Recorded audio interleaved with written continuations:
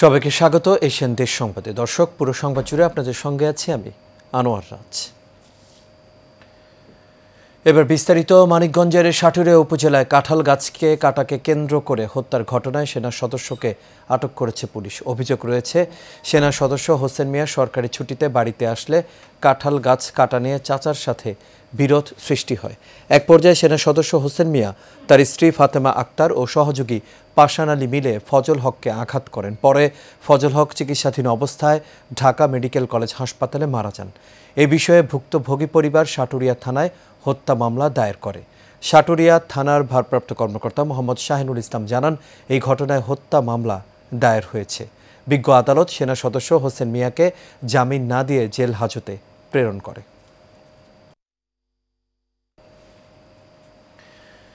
চট্টগ্রামের লোহাগাড়ায় শ্রমিক জহির হত্যা মামলায় শত্রুতার জেরে নিরপরাধ জুবাইরুল ও রিয়াদকে উদ্দেশ্যমূলক আসামি করার প্রতিবাদে সংবাদ সম্মেলন করেছে ভুক্তভোগী পরিবার। আজ উপজেলার আমিরাবাদ বটতলী মোটর স্টেশনের এক রেস্টুরেন্টে আয়োজিত সংবাদ সম্মেলনে লিখিত বক্তব্য পাঠ করে আক্তারুজ্জামান বাবু অভিযোগ করে বলেন, হত্যার ঘটনার সাথে পরোক্ষ সম্পৃক্ততাও নেই জুবাইরুল ইসলাম ও রিয়াদের। একই এলাকার ওমর আলী নামে চিহ্নিত ভূমিদস্যু ও মামলাবাজ ব্যক্তির সাথে জায়গা সংক্রান্ত পূর্ব বিরোধ থাকায় জুবাইরুল ও রিয়াদকে আসামি করা হয়েছে। এ সময় উপস্থিত ছিলেন মোহাম্মদ ইলিয়াস, মোহাম্মদ ওসমান, মোহাম্মদ কায়সার সহ আরও অনেকেই।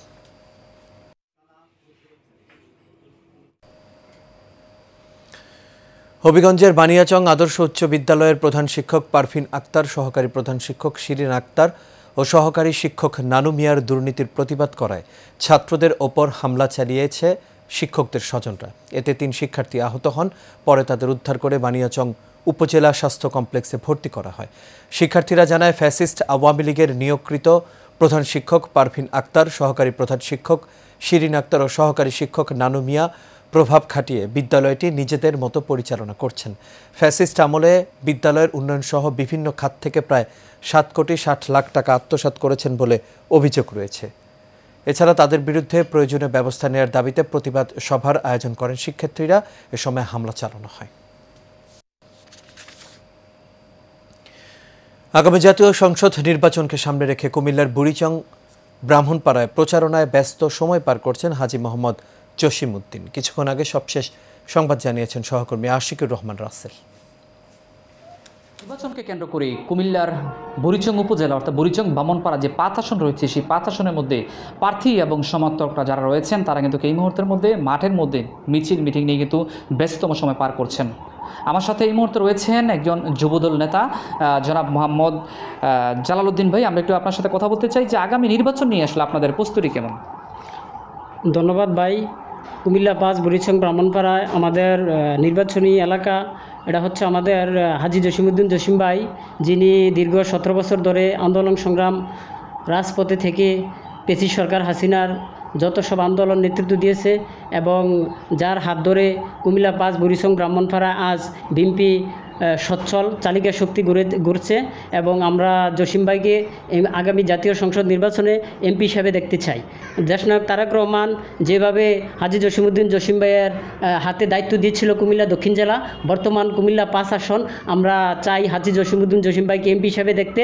তার কোনো বিকল্প নাই এবং তাদের হাত ধরে কুমিল্লা 5 বুড়িচং ব্রাহ্মণপাড়া ইনশাল্লাহ আমরা মনে করি এগিয়ে যাবে। পাবনায় খেলনা পিস্তল দিয়ে চাঁদাবাজি করার সময় 2 জনকে আটক করেছে স্থানীয়রা। গতকাল সোমবার পাবনার কাশীনাথপুর বাজার এলাকায় চালের ব্যবসায়ীর দোকানে পিস্তল দেখিয়ে চাঁদাবাজির অভিযোগ উঠে 2 যুবকের বিরুদ্ধে।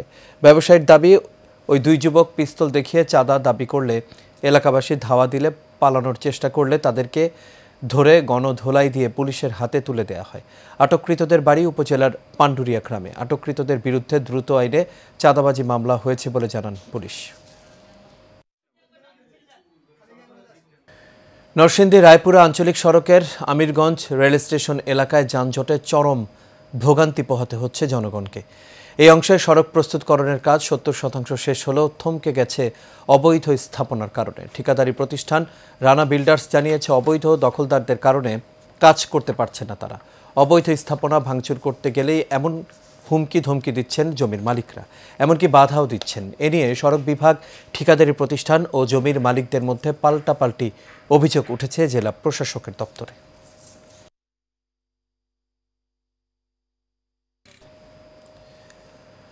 মানিকগঞ্জে আঞ্চলিক পাসপোর্ট অফিসে এখন খুব সহজে মিলছে সেবা। পাসপোর্ট অফিসে গ্রাহকদের যে কোনো সাহায্য করতে হেল্প ডেস্ক স্থাপন করা হয়েছে। পাসপোর্ট অফিসের বিভিন্ন স্থানে সেবা সম্পর্কিত তথ্য ও বিধি সম্বলিত লিফলেট লাগানো হয়েছে, যাতে গ্রাহকরা সহজেই নিজেদের অধিকার ও সেবার প্রক্রিয়া সম্পর্কে জানতে পারেন। আঞ্চলিক পাসপোর্ট অফিসের সহকারী পরিচালক অরূপ রতন চাকি জানান, সেবার মান উন্নয়নের লক্ষ্যে নিয়মিত প্রশিক্ষণ ও কার্যকরী পদক্ষেপ নেওয়া হচ্ছে, যাতে করে সেবা প্রত্যাশীরা নির্বিঘ্নে তাদের কাজ সম্পন্ন করতে পারেন।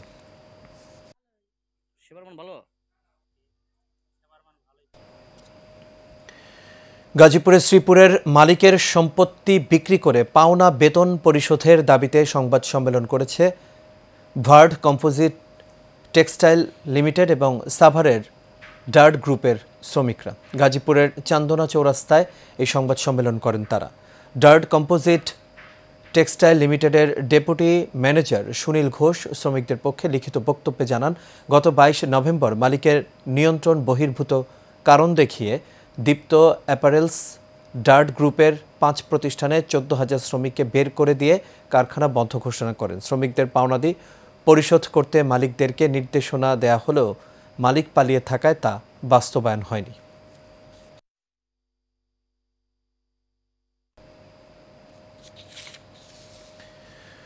সুনামগঞ্জের জামালগঞ্জ উপজেলার ভাটি লালপুর গ্রামবাসীর ওপর কয়েকজন পুলিশ সদস্যের উদ্দেশ্যমূলক হয়রানির প্রতিবাদে মানববন্ধন ও বিক্ষোভ মিছিল করেছে ভুক্তভোগীরা। দুপুরের সর্বস্তরের এলাকাবাসীর আয়োজনে এই মানববন্ধন ও বিক্ষোভ মিছিল কর্মসূচি পালিত হয়। এতে বক্তব্য রাখেন গ্রামের প্রবীণ মুরব্বী আব্বাস আলী, জয়নাল হাজারি, আব্দুল হাশেম, রহিমা খাতুন সহ আরও অনেকেই। এ সময় বক্তারা বলেন, সাজাপ্রাপ্ত এক আসামিকে গ্রেপ্তার করতে জামালগঞ্জ থানার কিছু পুলিশ সদস্য ভাটি লালপুর গ্রামে আসে, তবে অনেক আগেই গ্রেপ্তারের ভয়ে সে আসামি অন্যত্র পালিয়ে যায়। পরবর্তীতে আসামিকে ধরতে না পেরে পুলিশ সদস্যরা গ্রামের নিরীহ মানুষকে হয়রানি করতে শুরু করে।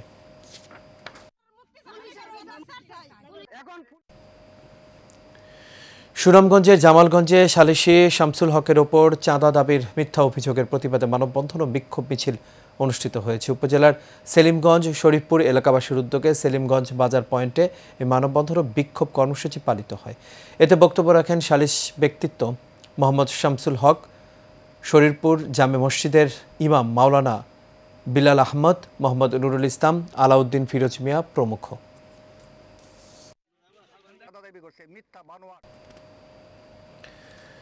চাঁদপুরের কচুয়ায় বিএনপি নেতাদের ছবি যুক্ত ব্যানার, ফেস্টুন ভাঙচুর ও শ্রমিক দল নেতার উপর হামলার প্রতিবাদে বিক্ষোভ মিছিল করেছে উপজেলা বিএনপি।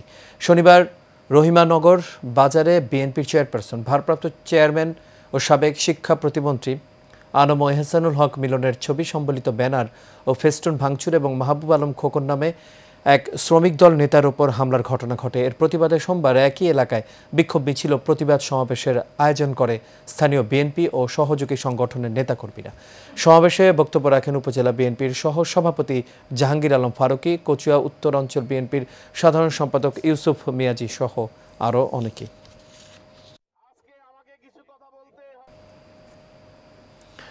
চট্টগ্রামের Halishahar cantonment public school and কলেজে বিজ্ঞান মেলা অনুষ্ঠিত হয়েছে।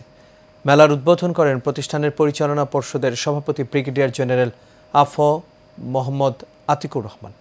এ সময় আরও উপস্থিত ছিলেন প্রতিষ্ঠানের অধ্যক্ষ লেফটেন্যান্ট কর্নেল মোহাম্মদ গোলাম মোর্শেদ।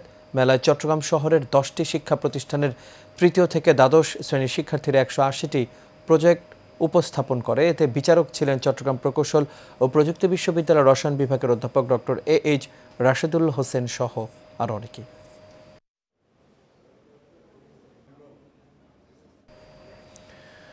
শাহনশাহ হজরত সৈয়দ জিয়াউল হক মাইজ ভান্ডারী ট্রাস্টের উদ্যোগে বিভিন্ন খাতে আর্থিক সহায়তা প্রাপ্তদের মাঝে চেক প্রদান করা হয়েছে। অনুষ্ঠানটি চট্টগ্রামের চান্দগাঁও রূপালী আবাসিক এলাকায় ট্রাস্টের নিজস্ব মিলনায়তনে অনুষ্ঠিত হয়। ট্রাস্টের প্রশাসনিক ও সমন্বয় কর্মকর্তা তানভীর হোসাইনের সঞ্চালনায় এবং SZHM ট্রাস্টের সচিব অধ্যাপক AYMD জাফরের সভাপতিত্বে অনুষ্ঠানের প্রধান অতিথি ছিলেন চট্টগ্রাম মেডিকেল কলেজ হাসপাতালের পরিচালক ব্রিগেডিয়ার জেনারেল মোহাম্মদ তসলিম উদ্দিন। এতে বিশেষ অতিথি ছিলেন মাইজ ভান্ডারী গাউসিয়া হক কমিটি বাংলাদেশ কেন্দ্রীয় পর্ষদের সদস্য ডাক্তার সাইফুদ্দিন মাহমুদ মাসুদ, মোহাম্মদ আশরাফুজ্জামান আশরাফ সহ আরও অনেকেই।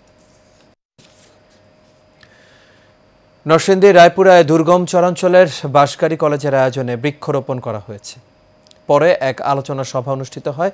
সভায় সভাপতিত্ব করেন কলেজ পরিচালনা বোর্ডের সভাপতি প্রফেসর মোহাম্মদ জসিমউদ্দিন। এতে প্রধান অতিথির বক্তব্য রাখেন উপজেলা নির্বাহী অফিসার মোহাম্মদ মাসুদ রানা। এতে আরও উপস্থিত ছিলেন এএসপি বায়েজিদ বিন মনসুর, কৃষি অফিসার মোহাম্মদ মুস্তাফিজুর রহমান সহ আরও অনেকেই।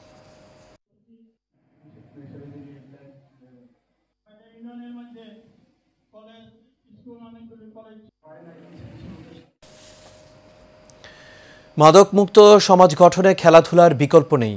আজকে তরুণরা আগামী দিনের ভবিষ্যৎ বলে মন্তব্য করেছেন সাবেক এমপি বিলকিস ইসলাম। সোমবার বিকেলে কিশোরগঞ্জ সরকারি কলেজ মাঠে দি রেড জুলাইয়ের আয়োজনে জুলাই আন্দোলনে শহীদদের স্মরণে প্রীতি ফুটবল খেলার উদ্বোধনকালে তিনি এসব কথা বলেন। এ সময় তিনি আরও জানান, দেশের তরুণরা বিপদগ্রস্ত হলে গোটা জাতি বিপদগ্রস্ত হবে। তাই বিপদগ্রস্ত থেকে মুক্ত থাকতে হলে খেলাধুলার বিকল্প নেই। এতে আরও বক্তব্য রাখেন জেলা বিএনপির সহ সাংগঠনিক সম্পাদক দেলোয়ার হোসেন সহ আরও অনেকেই।